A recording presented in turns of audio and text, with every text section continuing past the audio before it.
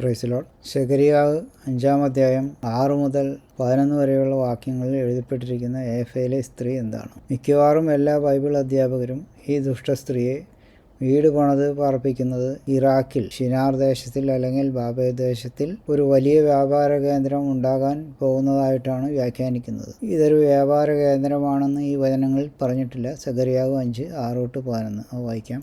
അതെന്തെന്ന് ഞാൻ ചോദിച്ചതിന് പുറപ്പെടുന്നതായൊരു ഏഫ എന്ന് അവൻ പറഞ്ഞു. അത് സർവ്വദേശത്തിലുമുള്ള അവരുടെ അകൃത്യമെന്നും അവൻ പറഞ്ഞു. പിന്നെ ഞാൻ വട്ടത്തിലുള്ള ഒരു ഈയപ്പലക പൊങ്ങിപ്പോകുന്നതും അവിടെ ഏഫയുടെ നടുവിൽ ഒരു സ്ത്രീ ഇരിക്കുന്നതും കണ്ടു. ഇത് ദുഷ്ടതയാവുന്നു എന്ന് പറഞ്ഞു. അവൻ അവളെ ഏഫയുടെ അകത്താക്കി ഈയപ്പലക കൊണ്ട് അടച്ചു. ഇപ്പം ഈ ഏഫ എന്ന് പറയുന്നത് ഒരു പറയാണ്. ആ പറയുടെ ഉള്ളിൽ ദുഷ്ടത എന്ന് പറയുന്ന ഒരു സ്ത്രീയെ ഈയപ്പലക കൊണ്ട് അടച്ചെന്ന് പറഞ്ഞു. ഞാൻ പിന്നെയും തലപൊക്കി നോക്കിയപ്പോൾ 2 സ്ത്രീകൾ പുറത്തു വരുന്നത് കണ്ടു. അവരുടെ ചിറകിൽ കാറ്റുണ്ടായിരുന്നു. അവർക്ക് പെരുഞ്ഞാറയുടെ ചിറക് പോലെ ചിറകുണ്ടായിരുന്നു. അവർ ഭൂമിക്ക് ആകാശത്തിനു മധ്യ ഏഫയെ പൊക്കിക്കൊണ്ടുപോയി. എന്നോട് സംസാരിക്കുന്ന ദൂതനോട് അവർ ഏഫയെ എവിടേക്ക് കൊണ്ടുപോകുന്നു എന്ന് ഞാൻ ചോദിച്ചു. അതിന് അവൻ, ഷിനാർ ദേശം അവർ അവൾക്കൊരു വീട് പണിവാൻ പോകുന്നു. അത് തീർന്നാൽ അവളെ സ്വസ്ഥാനത്ത് പാർപ്പിക്കും എന്ന് എന്നോട് പറഞ്ഞു. ഈ ഏഫയെ ചിറകുള്ള 2 സ്ത്രീകളും ഷിനാർ ദേശത്ത് കൊണ്ടാക്കിയെന്നാണ് ഇവിടെ പറയുന്നത്. ഷിനാർ ദേശം എന്ന് പറയുന്നത് ബാബേൽ ഗോപുരം പണിത സ്ഥലമാണ്, അതായത് ഇറാഖാണ്. അപ്പോൾ ഇതിൽ ഈ ഈയപ്പല കൊണ്ട് അടച്ചു കഴിഞ്ഞിട്ട് ഈ സ്ത്രീയെ ഷിനാർ ദേശത്ത് കൊണ്ടുവന്ന് ഒരു വീട് പണിത് പാർപ്പിക്കാൻ പോകുന്നതാണ് ഇവിടെ പറയുന്നത്. ഈ പാർപ്പിക്കുന്ന വീട് എന്ന് പറയുന്നത് ഒരു വലിയൊരു വ്യാപാര കേന്ദ്രമാണെന്നാണ് പറഞ്ഞുകൊണ്ടിരിക്കുന്നത്. ഇവിടെ ഇത് വ്യാപാര കേന്ദ്രമാണെന്ന് ഒരു സ്ഥലത്തും ഇവിടെ പറയുന്നില്ല. പിന്നെ എങ്ങനെ ഇവർക്കത് കിട്ടി? ഒരു ഇല്യൂഷനാണത്.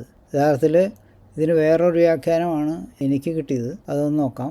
ഈ സ്ത്രീ എന്ന് പറയുന്നത് ദുഷ്ടതയാണ്, പൈശാചിക ശക്തിയാണ് അതെന്നാണ് പറയുന്നത്. സെഖരിയാവിൽ പറയുന്ന ദുഷ്ടതയെ വെളിപ്പാട് 9:14 പറയുന്ന 4 ദൂതന്മാരെ അഴിച്ചുവിടുന്നതുമായി ബന്ധപ്പെടുത്താവുന്നതാണ്. അതൊന്ന് വായിക്കാം. വെളിപ്പാട് 9:14. യൂഫ്രട്ടോസ് എന്ന മഹാനദി തീരത്ത് ബന്ധിച്ചിരിക്കുന്ന 4 ദൂതന്മാരെയും അഴിച്ചുവിടുക എന്ന് പറയുന്നത് ഞാൻ കേട്ടു. അപ്പോൾ ഈ 4 ദൂതന്മാർ എന്ന് പറയുന്നത് സംഹാര ദൂതന്മാരാണ്. അവരെയാണ് അഴിച്ചുവിടുന്നത്. വെളിപ്പാട് 9:15 ഇറാഖിലെ ഷിനാർ ദേശത്തിലെ യൂഫ്രട്ടീസ് നദിയുടെ കരയിൽ ബന്ധിച്ചിരിക്കുന്ന ഈ 4 ദൂതന്മാരെയും അഴിച്ചുവിടുമ്പോൾ അടച്ചുവെക്കപ്പെട്ട ദുഷ്ടത പുറത്തു വരുന്നു. ഈ സ്ത്രീ ദുഷ്ടതയാണെന്നാണല്ലോ പറഞ്ഞിരിക്കുന്നത്. വെളിപ്പാട് 9:15 വായിക്കാം. ഉടനെ മനുഷ്യരിൽ 1/3 കൊല്ലുവാൻ ഇന്ന ആണ്ട് മാസം ദിവസം നാഴികയ്ക്ക് ഒരുങ്ങിയിരിക്കുന്ന 4 ദൂതന്മാരെയും അഴിച്ചുവിട്ടു. ഈ 4 സംഹാര ദൂതന്മാരിലും ഈ ദുഷ്ടസ്ത്രീയുടെ ആത്മാവാണ് ഉള്ളത് എന്ന് മനസ്സിലാക്കാം. അപ്പോൾ സ്ഥലം ഷിനാർ ദേശം തന്നെയാണ്. ഇറാഖിൽ നദിയുടെ തീരത്താണെന്ന് പറയുന്നത്. യൂഫ്രട്ടീസ് നദി എന്ന് പറഞ്ഞത് ഇറാഖിലാണെന്ന് നമുക്കറിയാം. അപ്പോൾ അവിടെ തന്നെയാണ് ഈ ദുഷ്ടത വന്നിരിക്കുന്നത്. അപ്പോൾ നമുക്കറിയാലോ, ആ ഏരിയ മൊത്തം പൈശാചിക ശക്തികൾ ഭീകരത വെച്ചുകൊണ്ടിരിക്കുകയാണ്. അടുത്ത വായിക്കാം. അതായത് വലിയ യുദ്ധ സാഹചര്യം ഉണ്ടാകുന്നു എന്നാണ് അർത്ഥം. വലിയ യുദ്ധങ്ങൾ ആ സ്ഥലത്തെ സംബന്ധിച്ച് ഉണ്ടാകും. ഇവയാണ് 200 മില്യൺ യുദ്ധ ടാങ്കുകളും അതിന് മുകളിൽ ഇരിക്കുന്ന പടയാളികളും. വെളിപ്പാട് 9:17.